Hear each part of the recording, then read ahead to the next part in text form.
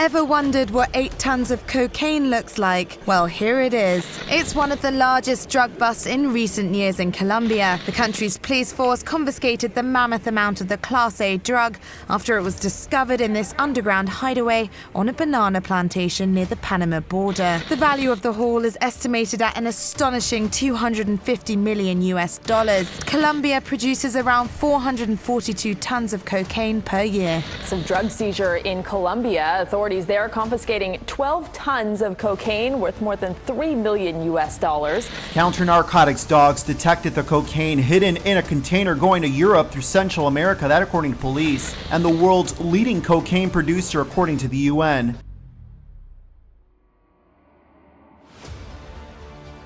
Now in today's show, the president of Colombia calls on lawmakers to legalize herb in an effort to combat cartel violence. But he also says that blow is no worse than whiskey, and legalizing coke can end the war on drugs, but also bring peace in a matter of months. Now we all know Colombia has been the blow capital of the world for many years. So let's start off right here, where recently, a couple months ago, there was a report that the Navy seized 1,400 tons of Coca-Cola, if you know what I mean. Colombia's Navy has seized more than 1,400 tons of narcotics in a multinational operation after uncovering a new cross-Pacific trafficking route. The haul includes cocaine, marijuana and methamphetamine. Among the seized vessels used by the drug traffickers were 6 semi-submersibles intercepted in the Pacific Ocean. The vessels were carrying 5 tons of cocaine destined for the Australian black market. The international operation to catch the traffickers included the United States, Spain and 60 other countries. Now, speaking to the press, a Colombian naval officer described the scale of the drug seizure. These seizures have impacted the finances of transnational crime organizations, preventing them from receiving $8.4 trillion. We also managed to prevent the potential production of 29 tons of cocaine by destroying 475 laboratories. Now, journalist Richard McCall in Bogota told me more about the operation. Well, thank you very much. Like you said, 62 nations involved in this naval operation. It's called Operation Orion. It has been in existence since 2017 and has been continually growing. These are operations of 6 weeks in length. The captures have led to 400 arrests, 6 submarines or semi-submersibles captured, that huge haul of cocaine and other drugs. And of course, it's really so relevant in that it is such an impressive intelligence sharing network coming together from police and armed forces from all over the world.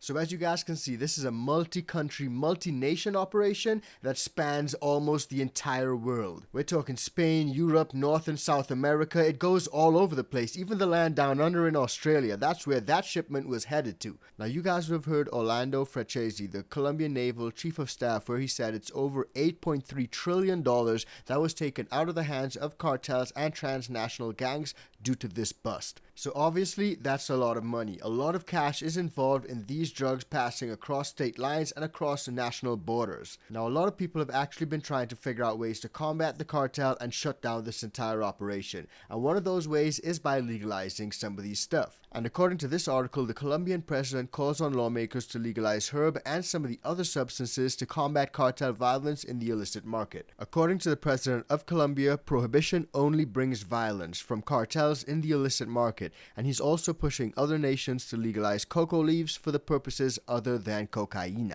Now, the Colombian president Gustavo Petro warned of the multinationalization of these cocaine mafias, claiming that there are more cartels today than before the high-profile trafficker Pablo Escobar was caught and imprisoned. The empowerment of these mafia organizations shows the failure of the prohibition and the absence of alternative measures to simple prohibition. Now, the Colombian president says that his government will maintain full cooperation with all governments in the matter of confiscating cocaine, and it has focused and will focus its attention on large shipments and high-ranking cocaine and money laundering bosses worldwide. But it does go on to say that he asks the Colombian Congress to legalize herb and remove violence from this crop. The prohibition of the herb in Colombia only brings violence. He also asked the governments of the world to end the ban on the use of cocoa leaves for the purposes other than cocaine at the United Nations. If the cocoa leaves are used in fertilizers, food, and other uses, the policy of substitution of illicit crops improves. Now, just a quick reminder, guys, if you're getting value from this video, please do like, share, and subscribe to the channel. And if you want to support us further, join the ICANN VIP Bean Club or cop some merch from the merch store. Now, at the top of the video, you guys would have heard us say that the Colombian president compared whiskey to cocaine and said that coke is no worse than whiskey. So let's have a look at exactly what he said. And finally, we attempt to answer the age-old question, cocaine or whiskey? In a live-stream cabinet meeting, Colombian President Gustavo Petro stirred a controversy by claiming that cocaine is banned only because it originates in Latin America. He argued that it is no more harmful than whiskey. Petro further suggested that legalizing the drug globally could dismantle the illicit trade, comparing its potential market to that of wine. The remarks come amid ongoing U.S.-Colombian anti-drug efforts, raising concerns about the future of their long-standing partnership. His statements, which contrast sharply with Colombia's active drug enforcement policies, have sparked internal debate within his administration. Here's more on the Colombian president's comments. If you thought whiskey was the bad boy of the party, Colombian President Gustavo Petro is here to set the record straight. Cocaine, according to him, is just harmless. To reiterate again, President Petro called cocaine harmless. Cocaine is illegal because it is made in Latin America, not because it is worse than whiskey. That is what all scientists analyze. Cocaine is not worse than whiskey, and what hit the United States is fentanyl. It is killing them, and that is not done in Colombia, but there are no major policies there.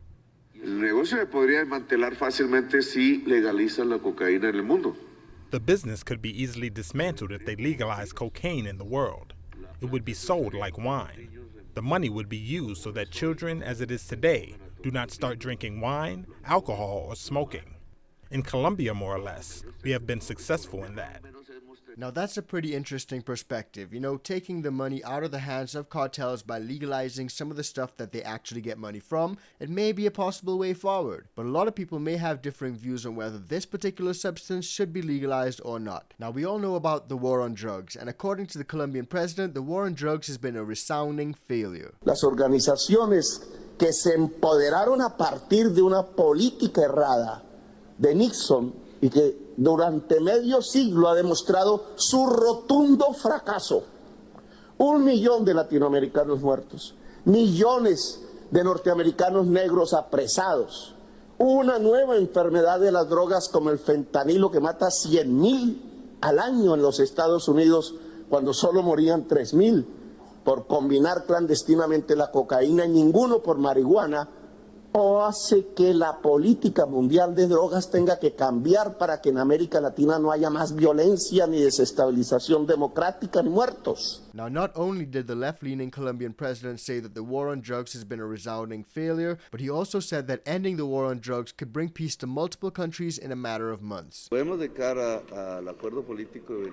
we look ahead to the US's role in Venezuela's political agreement, blocking or unblocking it will be decisive. The fact that there are bounties on Venezuelan leaders who would enter into free elections. How can you hold a free election if there's a $2 million bounty on your head? So we'll say the US has some variables on which to play there. It can help with the process, not of appeasement because Venezuela hasn't yet overcome violence, but with the process of a democratic political agreement. I invite Biden's government to become a militant of peace in this corner of South America, which does then also lead into appeasement in Colombia, where the US does play a decisive role. Because depending on its drug policy, there's either peace or war in South America. The result of Nixon's war on drugs declared 50 years ago has been 1 million dead Latin Americans, and now 100,000 North Americans dying of overdoses that don't have to do with Latin America. So reforming its anti-drug policy towards zero cocaine consumption from a public health standpoint and not a criminalization standpoint could bring peace to Colombia in a matter of months. It depends on the US. Final question. Do you think the President Biden understands how big the problem is? Que se entiende esto. Yo pienso que sí. If he understands this, then yes, I think so. I think today's US government understands that the war on drugs as it was shaped by Nixon has failed and only spilt blood in Latin America and created the most violent region in the world, including many cities inside the United States, as well as a sort of invisible racial war. And on top of that, the fact that almost twice as many of the deaths in Vietnam are taking place every year due to a medication that is now a fatal drug such as fentanyl, demonstrates a total failure of Nixon's policy that's carried out to this day. Fixing this is difficult in the US, but it's necessary for peace in the Americas. One thing that we can take from the legal cannabis market is that legalization does not necessarily mean that the black market will be eradicated and everything will be hunky-dory. In fact, in illegal markets, overtaxation, overregulation, and things like this actually cause illicit markets to thrive. Now, when it comes to legalization of herb, Colombia is in a pretty unique position. Now, while in Colombia, herb is legal for medicinal and industrial purposes, as well as self-cultivation, possession, and consumption, those things are partially legal. Commercialization is illegal. In other words, you can't set up a shop to sell any flower, but you can have home grows. According to this, actually, the Supreme Court in 2015 ruled that cultivation of up to 20 plants was allowed. Now, in Colombia, you find yourself in this tricky position where you can actually grow the herb, but you cannot sell it. And what a lot of legal farmers are finding is that their harvest becomes illegal because they have a harvest that they can do nothing with, because commercialization is not allowed. Now, according to this article, over the past few years, there have been meetings between Colombia's government and farmers which actually seek to address this very issue. As one of the farmers described it, it's a bit ridiculous. Imagine you're a farmer in a country where growing grapes is not illegal and drinking wine is not illegal, but winemaking is criminal. That makes absolutely no sense. Now, despite all these meetings with the Colombian farmers and the Colombian government, the Colombian Congress has actually rejected a bill to legalize herb a couple years back. After a contentious Senate session, the law to legalize the recreational use of marijuana crashed into a wall. The vote, scheduled for early Tuesday afternoon, finally happened late into the night as lawmakers scrambled to reach a deal. But in the end, there was no majority for it. We have given a fight with arguments for the last 4 years here, and today I just want to give thanks to all who helped us get this far. This fight continues to advance. The votes show it. It is the end of the road for a bill that promised to legalize the recreational marijuana market in a country devastated by decades of war on drugs. Outside the Congress building, indigenous marijuana farmers who have long grown the plant illegally were hoping to finally have a legal market for their product. We are the victims of the war against drugs. There are many problems in our territory. Armed fighters, forced recruitment, assassinations of indigenous authorities, a lot of confrontation and a lot of war. That is why we want this project, to help the victims.